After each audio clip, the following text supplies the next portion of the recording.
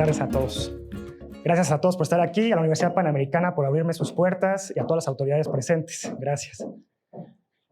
Cuando yo tenía 18 años, tuve la oportunidad de viajar a Estambul.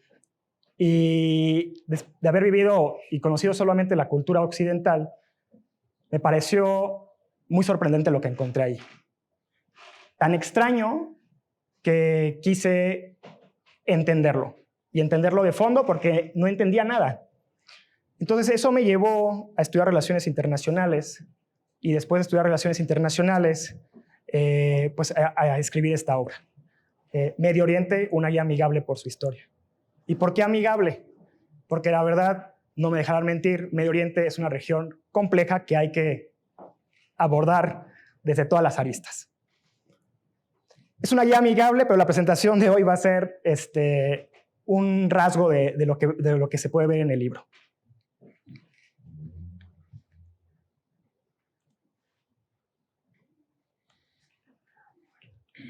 Sí, gracias. Quisiera iniciar con esta pregunta. ¿Qué es Medio Oriente? Medio Oriente ha sido definido de muchas y diferentes maneras. Podemos encontrarnos la definición de Alfred Thayer Mahan, que define a Medio Oriente con algo tan extenso que va desde Egipto hasta Indonesia.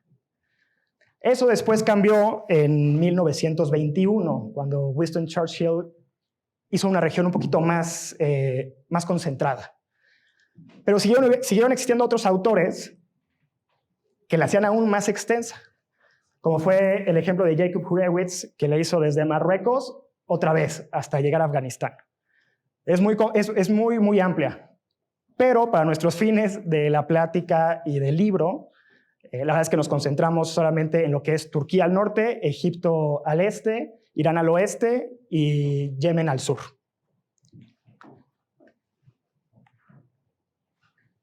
¿Quiénes viven en Medio Oriente? Medio Oriente, tenemos que cambiar la manera en la que lo entendemos. Hay gente de todos los bagajes. Hay árabes, hay turcos, hay persas, hay judíos, hay de todo. Entonces, es una región pero muy pluricultural. Y para entenderlo, encontré esta definición del autor árabe y historiador árabe del Andalus, Ibn Khaldun, del siglo XIV. Y me pareció muy atinada esta definición para entender la región en la que él vivió. Él vivía en el Andalus, pero aún así su bagaje venía de Medio Oriente. Él entendía y ha entendido su historia. En el siglo XIV, esta era la historia que él entendía. Nosotros, los árabes y las culturas medioorientales, venimos de una tradición donde hay choques de culturas. La Umran Hadari y la Umran Badawi. Vamos a ver qué es esto. Para esto, Umran quiere decir cultura o civilización. Y hay dos tipos de Umran, de acuerdo a Ibn Khaldun, en el siglo XIV. La Umran Hadari, que es esa civilización que ya consiguió ser urbana, y la Umran Badawi, que es la nómada, la que vivía sobre todo en la península arábiga y en Medio Oriente en general. Ahora, en cierto modo, para Ibn Khaldun, ambas, Umran Hadari y Umran Badawi, crean una Umran Hashari, que es una civilización humana completa. Y él dice, lo que es natural es que la Umran Badawi, los nómadas, de alguna forma vayan cambiando a ser una Umran Hadari, a la urbanidad. Él es como entiende esta civilización. Y de hecho la evolución histórica la entiende así. Y tiene razón, ¿por qué? Medio Oriente siempre ha sido un cruce de caminos, donde se han enfrentado culturas nómadas y culturas urbanas. Lo que hace e hizo que estas culturas evolucionaran a la urbanidad y a urbanidades de carácter imperiales, para entender que en Medio Oriente no solo hay arena, eso es muy importante. Existieron y hay imperios de gran calibre. El catalizador que permitió la evolución de la Umran Badawi a la Umran Hadari fue el Islam. Entendamos qué es el Islam. Probablemente ya lo hayan escuchado como una religión, sí, es una religión, y es una religión abrámica, o sea, está emparentada con las religiones cristianas, la religión cristiana y la religión judía. Y aquí algo que yo siempre hago mucho hincapié: musulmán no es igual a árabe. Musulmán no es igual a árabe. Incluso hay árabes que son cristianos, ¿sí? Y musulmanes que también hay en Indonesia. Así de amplio es la definición. ¿Cuáles son sus prácticas religiosas a manera de generalidad? Bueno, son 5 pilares. Además tienen la Shahada o la profesión de fe, la Salat, tienen también la limosna, que es la Zakat, y la Hajj, que es la peregrinación a la Meca, que se promueve al menos una vez al año si se puede económicamente. Y la mezquita es el lugar, es el templo donde se reúne esta religión. ¿En qué contexto surgió el Islam? El Islam surgió en un contexto de Umran Badawi, de civilizaciones nómadas. Nómadas o beduinos que se dedicaban mucho al pastoreo o a los camellos, al pastoreo de camellos, ovejas y cabras. Y también agricultores sedentarios, había cierto comercio y artesanías. Pero en principio era una Umran Badawi, civilización nómada. Y aquí nació un personaje que resulta muy relevante para este catalizador que permitió la evolución de la civilización nómada a la urbana en Medio Oriente. El personaje es Mahoma, quien se reconoce como, los musulmanes lo reconocen como el profeta del Islam. Él llegó predicando el monoteísmo y esto no gustó a las tribus que existían en la península arábiga. ¿Por qué no gustó? Porque la península arábiga siempre tenía una tradición politeísta. Y al tener una tradición politeísta, el que alguien llegara con un mensaje monoteísta cambiaba la estructura social.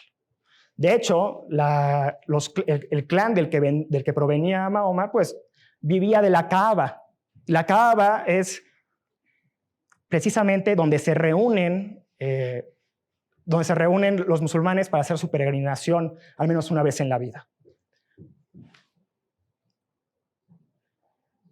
Y como no gustó, pues obviamente hubo enfrentamientos.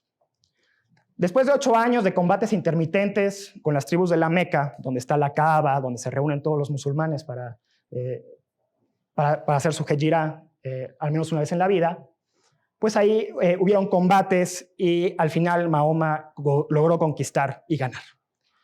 Esto hizo un giro histórico muy importante. ¿Y por qué? Porque incluso cambió el calendario de esa civilización que está en Medio Oriente. En Occidente estamos acostumbrados al calendario gregoriano, por ejemplo. Pero allá utilizan otros calendarios, como el calendario islámico, por ejemplo. Y a partir de que Mahoma escapa para no ser matado por sus enemigos, ahí ellos llaman el punto de corte histórico donde inicia pues, un calendario islámico. Pero ¿cómo entender el Islam? El Islam se puede entender con 2 conceptos. Din, que quiere decir religión, wa daula, que quiere decir Estado. Religión y Estado. ¿Por qué? Porque Mahoma fue un líder no solamente religioso, sino también político. Y esto provocó pues, que desde un principio vinieran se quisiera una sucesión al poder. Una vez que Mahoma ya no estuviera gobernando, hubiera una sucesión de poder. ¿Y quiénes sucedían a Mahoma, a este personaje? Los califa. Los califa, que es el sucesor, recordemos, político y religioso. Político y religioso. Entonces, siempre el liderazgo dentro de la cultura islámica va a ir acompañado de un liderazgo político y, nuevamente, religioso. Hubieron un periodo de 4 califas que son reconocidos por todas las ramas, los 4 califas justos. Pero hubo un tiempo en el que, donde hay poder, pues claramente también hay interés. Y empezaron los enfrentamientos. Algunos aceptaban a Ali, que era, Ali, que era familiar de Mahoma, y otros no. Otros lo que lo aceptaban era a la sucesión más política, no tanto familiar. De aquí se desprenden dos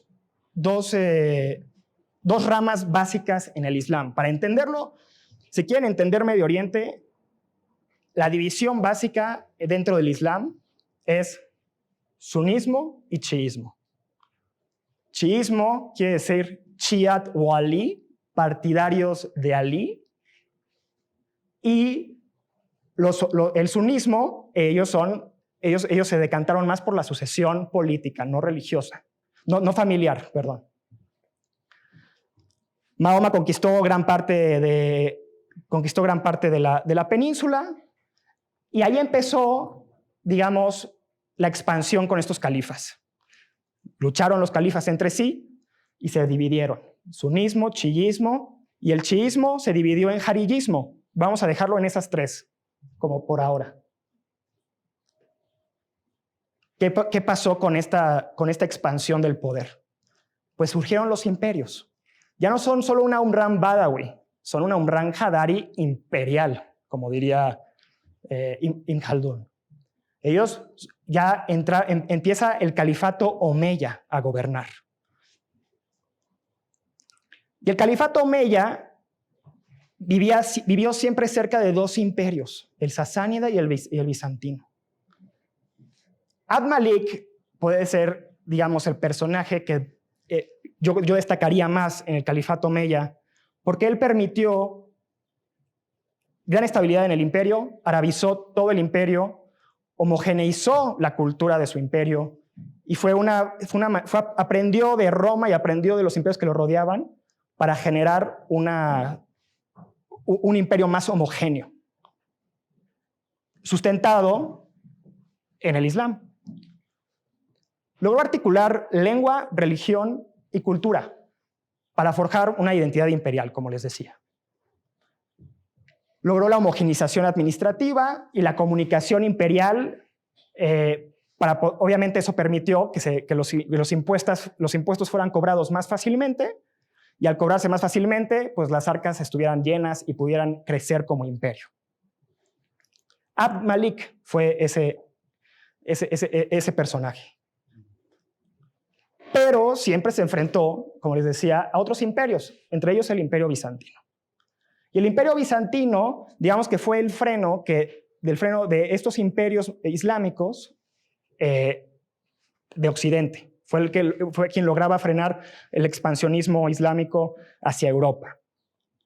De hecho, hasta le dieron hicieron pues, bastantes esfuerzos por frenar el comercio con ellos para que no hubiera pues digamos, tantas conexiones entre el Imperio Bizantino y el Califato Omeya. Ahora, más tarde, donde hay poder, hay interés. Entonces, viene otra dinastía, la dinastía Abbasí. Y la dinastía Abbasí, pues, se quiere hacer del poder y asesina a la familia Omeya. Solamente un sobreviviente, un personaje que viajó hasta el Andalus, y así fue como Ibn Khaldun logró sobrevivir al siglo XIV y escribir su teoría, ¿no?, histórica. Entonces ya no están los omeyas. Este es el primer califato más importante de esta cultura. Después vamos con el califato abasí. Los abasís mataron a los omeyas. Ahora, los abasís, durante su imperio, durante su carrera por el poder, tenían un enemigo en común, que eran los omeyas. Entonces, no existía más, eran los omeyas, y una vez que terminamos con los omeyas, se acaba nuestro enemigo en común. Entonces, con el camino abierto, se hace del poder Abu al-Bas al-Shafá, que fue el nuevo califa abasí, y pues se desembaraza de toda la gente que lo apoyó para tomar el poder. En este periodo abasí, Medio Oriente vive su era dorada cultural. Es la era dorada cultural para el Islam. Y la capital, que antes era de los omeyas, que estaba en Damasco, con los abasíes, pues se va a Bagdad. Y en Bagdad, para que entiendan el calibre de la civilización que existía ahí, eso era Bagdad. Era una ciudad amurallada, al mismo estilo que muchas ciudades europeas del momento. Entonces ya no hablamos de un Amran Badawi, hablamos de un Amran Hadari, una civilización pues ya asentada de carácter imperial. Y esto claramente llamó la atención de Europa más adelante. Y por eso digo que Medio Oriente es un cruce de caminos, porque siempre fue un choque de mundos o un encuentro de mundos en ocasiones. Pero aún en este tiempo, aún existiendo la Umran, ya una Umran Hadar imperial, eso no quería decir que no existieran nómadas queriendo hacerse del poder. Había gente que estaba cómoda viviendo como nómadas. De hecho, provenían de Asia Central. Los nómadas, como los turcos selyúcidas, ellos provenieron de Asia Central e invadieron Medio Oriente. Esa invasión después captó la atención de Europa. Primero captó la atención de los califatos ya sentados ahí. Luego llamó la atención de los europeos porque eran incursiones nómadas que pues, prácticamente estaban dominando. Y de hecho dominaron al califato abasí durante un largo periodo. ¿Qué pasó en Occidente con estas invasiones nómadas de los turcos selyúcidas? Empezaron a haber problemas con los peregrinos que viajaban a Jerusalén en aras de visitar pues, lo que es la ciudad santa para el cristianismo. Y aquí ya tenemos en Medio Oriente 3 ciudades santas. El Jerusalén, para los cristianos y judíos, y Meca y Medina, para los musulmanes. Igual que Jerusalén para los musulmanes. Entonces, en Jerusalén hay tres religiones interesadas en pues, tener presencia ahí. Los cruzados lograron forjar un reino cruzado, el reino de Jerusalén, hasta la batalla de Jatín contra Saladino. Y ahí fue donde ya, digamos, hubieron más cruzadas, pero la balanza se decantó más por Medio Oriente y no tanto por la victoria europea. Habíamos mencionado que los turcos selyúcidas llegaron y me dirán, ¿qué pasó con el califato abasí que estaba ahí? Eran títeres de los turcos selyúcidas. Pero hubo un personaje que se hizo de la autoridad militar y recuperó el poder del califato abasí, aunque no por mucho tiempo. Les decía, no porque hubiera una Umran Hadari, o sea, ciudades ya constituidas, quiere decir que ya no existía una Umran Badawi, los nómadas. Los turcos selyúcidas eran unos, los mongoles eran otros, y todos proveniendo de Asia Central. Esta Umran Badawi, ahora importante por Genghis Khan, atacó Bagdad en 1258 después de Cristo. Y al igual que los omeyas fueron asesinados, los abasíes también tuvieron un destino semejante, un cobro de sangre con sangre, podríamos decir. Y el último califa abasí fue enrollado en una alfombra y pisoteado bajo los cascos de los caballos del ejército mongol. Sí, el final de las dinastías muchas veces es un tanto catastrófico. Pero ¿qué pasó con los otomanos? ¿Quiénes son los otomanos? O sea, entendemos que hay turcos selyúcidas todavía en la región y estas turcos selyúcidas también querían hacerse del poder. Y se enfrentaban no solamente contra el califato abasí, se enfrentaban también contra Bizancio. Bizancio logró frenarlos y ellos se lograron asentar en Anatolia, en la actual Turquía. Y el hombre fuerte del momento era uno de los líderes turcos, llamado Beylik, de estos diversos Beyliks, que eran reinos de turcos que existían en Anatolia. Y el hombre fuerte del momento de esa serie de líderes era Osmán. De ahí viene la dinastía otomana, del Imperio Otomano. Si vieron alguna vez la serie de Otomanos de Netflix, bueno, hablamos de estos personajes. Osmán no logró conquistar Bizancio, pero el objetivo pasó a través de toda la dinastía y los líderes otomanos.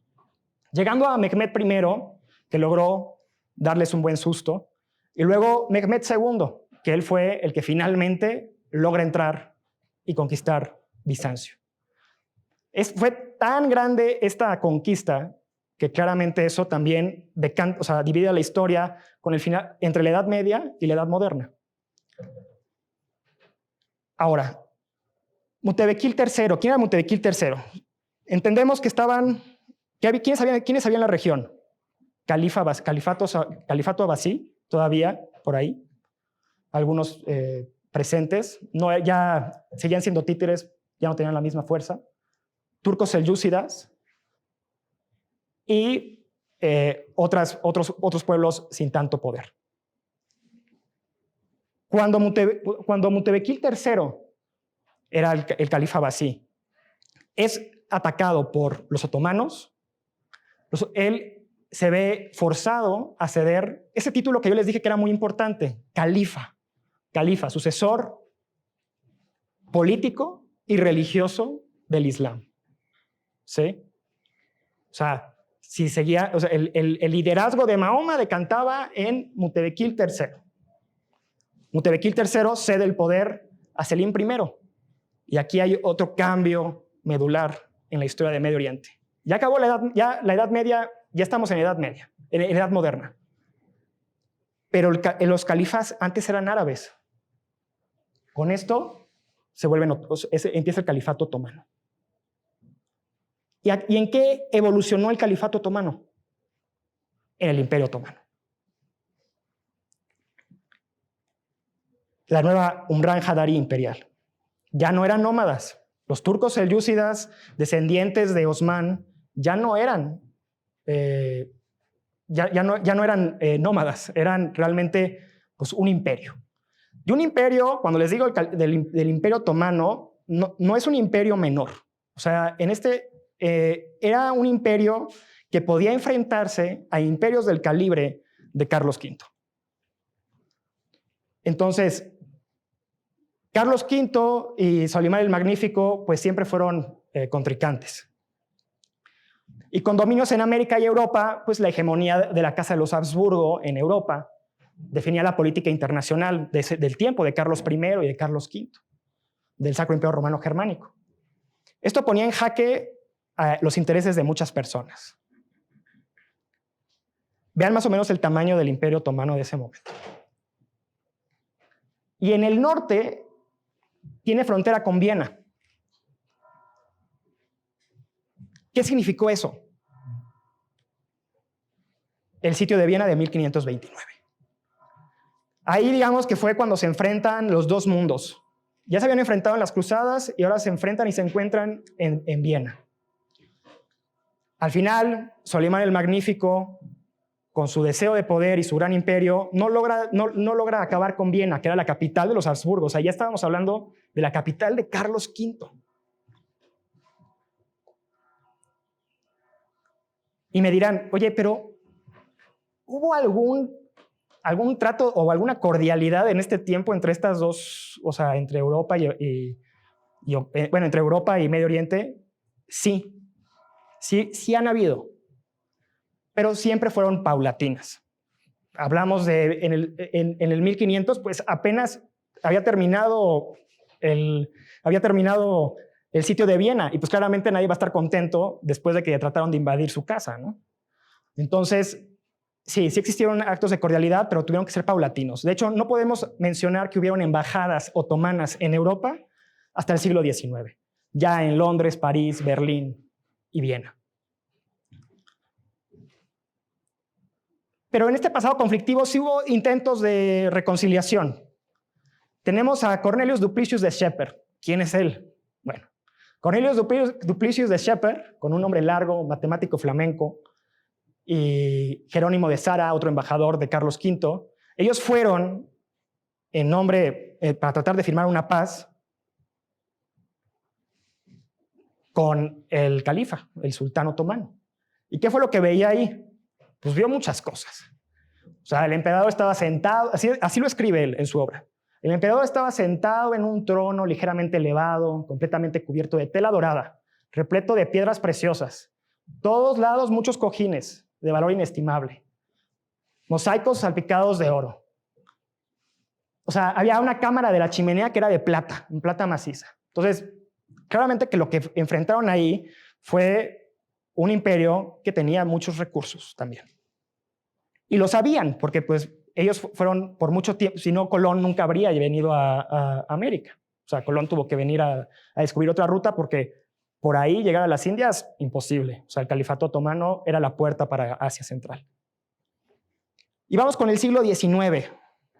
¿Qué pasa? Se vive un momento de evolución en la Umran Bashari, diría Ibn Khaldun, en esa civilización, en esa gran civilización humana, entre Umran Badawi y Umran Badawi y Umran Hadari. Pero en esta civilización humana se vive lo que es la Ilustración. La Ilustración en Europa pues fue ese movimiento que puso como premisa la razón, y eso permitió que se generaran muchos desarrollos científicos e industriales, o sea, científicos y armamentísticos. ¿Qué le llegó a Selim III, que era el entonces califa otomano, sultán también? Pues le llegaron noticias de que estaba quedando atrás en la carrera tecnológica. Y él, sabiendo pues, que siempre ha sido el Imperio Otomano un imperio de renombre para Europa y que se tiene que tomar en consideración, inició con lo que se llama la Nizam Sedit, o digamos una serie de reformas llamadas el Nuevo Orden. Esto que hizo Selim III no fue el único en el mundo. También lo hizo Japón en algún momento con los Estados Unidos. También, o sea, todas las civilizaciones que trataban de sumarse digamos, a la evolución de Occidente en términos tecnológicos, científicos, enviaban gente a estudiar a Occidente, a Europa. Hizo lo mismo, Selim III hizo lo mismo. Entonces no era muy extraño que sucedieran este tipo de cosas. Sin embargo, con los cambios, pues si quieres modernizar, va a haber gente que no va a querer el cambio. Entonces van a venir roces. Y eso fue lo que vivió Selim III. Selim III, en un intento por digamos, evolucionar la civilización del Imperio Otomano, pues se enfrentó con el antiguo orden. Y entonces, el 28 de julio de 1808, Selim III, mientras estaba con su esposa favorita, Refet Kadin, y una dama de honor en el harén, escuchan pasos que suben las escaleras. Y cuando abren la puerta, encuentran a hombres que quieren desenvainar sus espadas. Es entonces cuando la esposa grita y pues no sirvió de mucho. Selim III fue asesinado.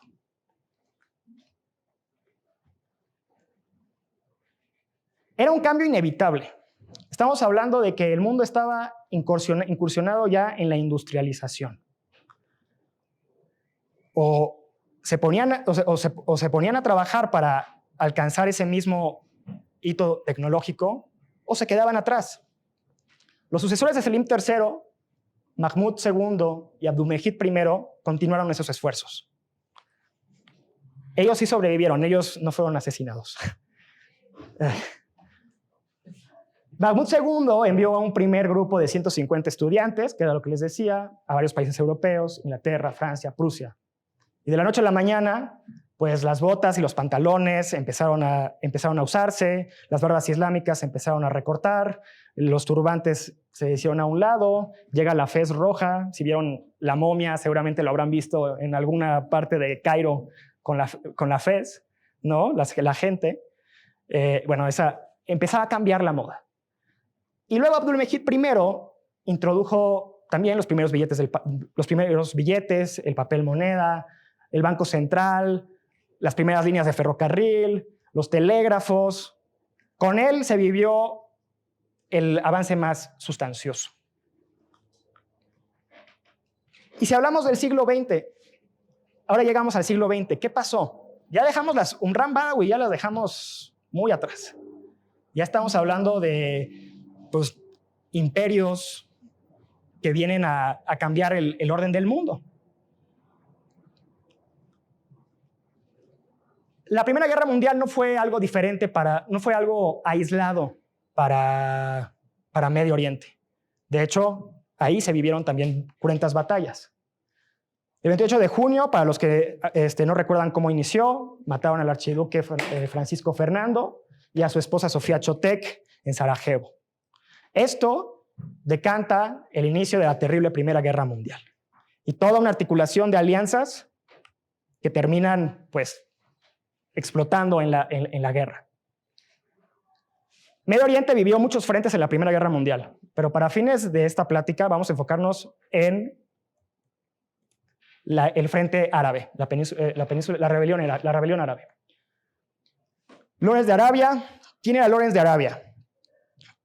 Bueno, en la península arábiga empezó a surgir un sentido de nacionalismo que se propagó por toda la península. Los británicos, muy atentos, dijeron: este nacionalismo interesa en la coyuntura de la guerra. ¿Por qué? Porque uno de los males del Imperio Otomano era que estaba plagado de nacionalismos. Los tenían los griegos por un lado, los armenios por el otro. Ahora tienen a los árabes en el sur. Entonces, para que entiendan, el Imperio Otomano, ese grande, ese magnífico que llegaba hasta Viena, bueno, pues ya fue muriendo. De hecho, le llamaban el enfermo de Europa. Y aquí un personaje que siempre llama la atención de Occidente, el coronel T. Lawrence, que fue mejor conocido como Lawrence de Arabia, y surgió una película en los años 60 por Peter O'Toole, que es muy buena, larga, pero tiene muy buena calidad visual. ¿Qué hacía Lawrence? ¿Qué tenía que hacer Lawrence? Lawrence tenía que encontrar a la ficha predilecta que podría ayudar a los británicos. Fue el hijo del jerife de la Meca, donde está la Kaaba negra y que en su momento también Mahoma atacó en el siglo VI. Bueno, pues había un jerife que administraba ese lugar santo para los musulmanes. Y era el de esta familia. Faisal ibn Hussein fue el tercer hijo del jerife de la Meca.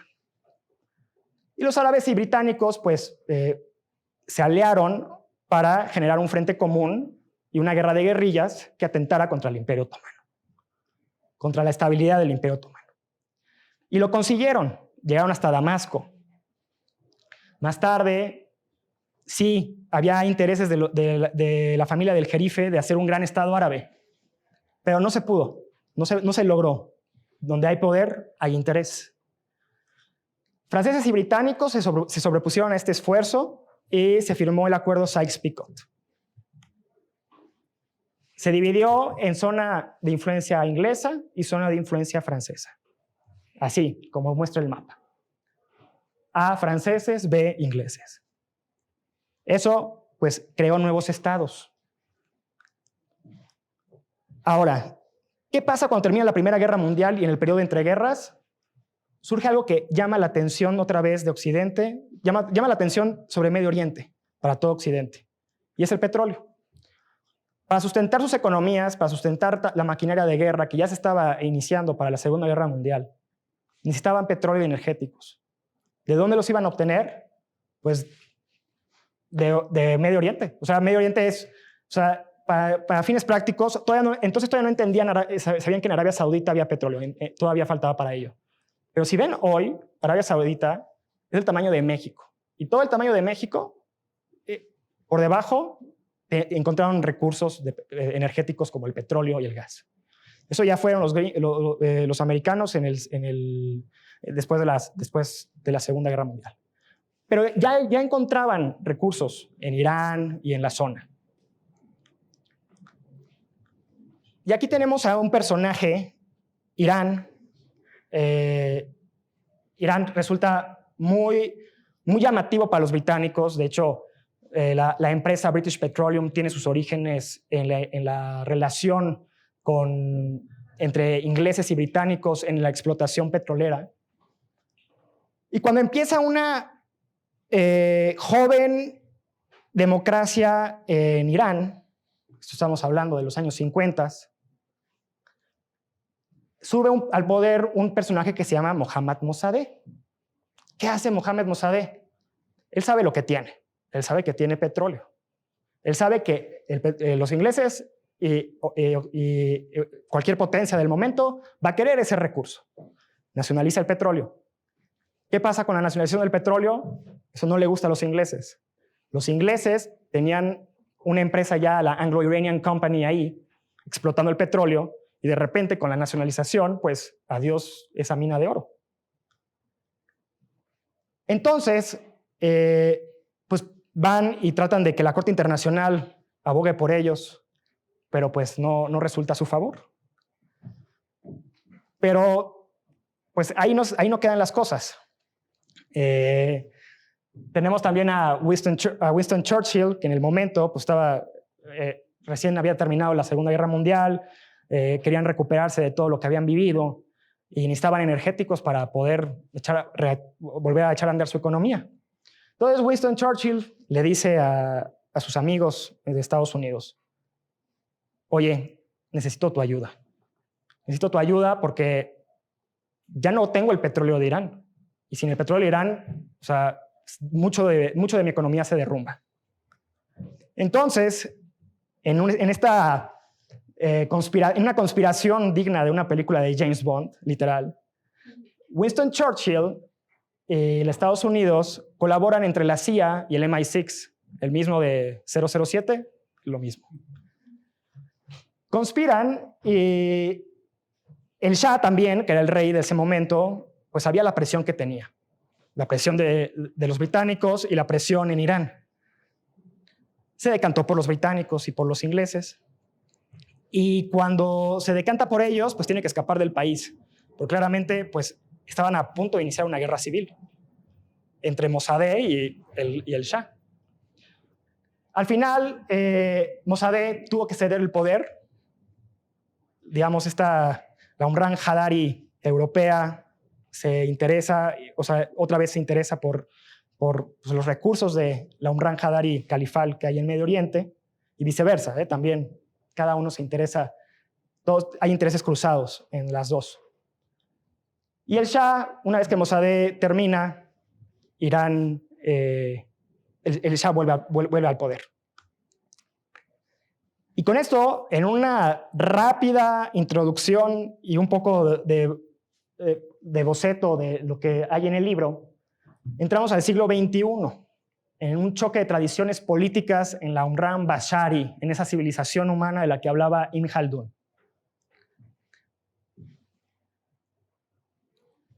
En la primavera árabe. Si han leído las noticias, bueno, al inicio del siglo, a partir del 2011, bueno, pues hubieron muchas revueltas en Medio Oriente, y esto por un intento de lo que ellos veían recuperar libertad y democracia, valores que venían también de la Umran Hadari europea y se introdujeron en Medio Oriente. Eso pues generó opiniones políticas que también que deseaban cambiar lo que por siempre habían vivido. Esta no inició, la primavera árabe no inició en Egipto, inició en Túnez. Y cuando los egipcios se enteran de lo que está sucediendo en Túnez, y no solo Egipto, la región en general, pues empiezan a ver que esa idea de libertad y democracia le gusta a algunas facciones. Estas facciones se decantan por pedir en Egipto particularmente, por pedir la renuncia del expresidente Mubarak. Se dividió, pero el país se dividió también en pro-Mubarak y anti-Mubarak. O sea, no podemos decir que todos los egipcios querían el cambio, porque no era así. ¿Sí? Pero pues esa es la política, las facciones. Y también sucedió algo semejante en Siria. Pero así como en Egipto ya se ha logrado más estabilidad, en Siria no podemos decir que ha sucedido eso. En Siria, actualmente, se vive lo que es la guerra civil siria. Y fue generada por un control precario de la situación que decantó en, pues, obviamente, lo que conocemos hoy. Ese mapa que ven ahí, donde está todo lleno de líneas que interconectan a distintos grupos, pues así de compleja es la guerra civil siria. Así de compleja. Y entonces, digamos que Medio Oriente ya se integra, o sea, todas las dinámicas de una UNRWA Bashari internacional, más global e interconectada, siguen influyendo en Medio Oriente. Y al día de hoy podemos decir que sin duda es una reunión con retos y enfrentamientos. Eso, o sea, no lo podemos negar. Pero también está llena de belleza, de una fusión cultural como ninguna otra, donde sientes la historia mientras caminas en sus calles y ves a su gente, y ves sus costumbres, ves sus tradiciones. No por nada muchos la consideramos el nudo del mundo. Si a ustedes les interesa descifrarlo, pueden también descifrarlo en el libro publicado por Compass Guiándote por la Historia y verlo en versión impresa o versión audiovisual. Ahí van a profundizar, o sea, en este esfuerzo por viajar y sobrevolar siglos de historia, ahí lo van a ver mucho más aterrizado y concreto. Gracias.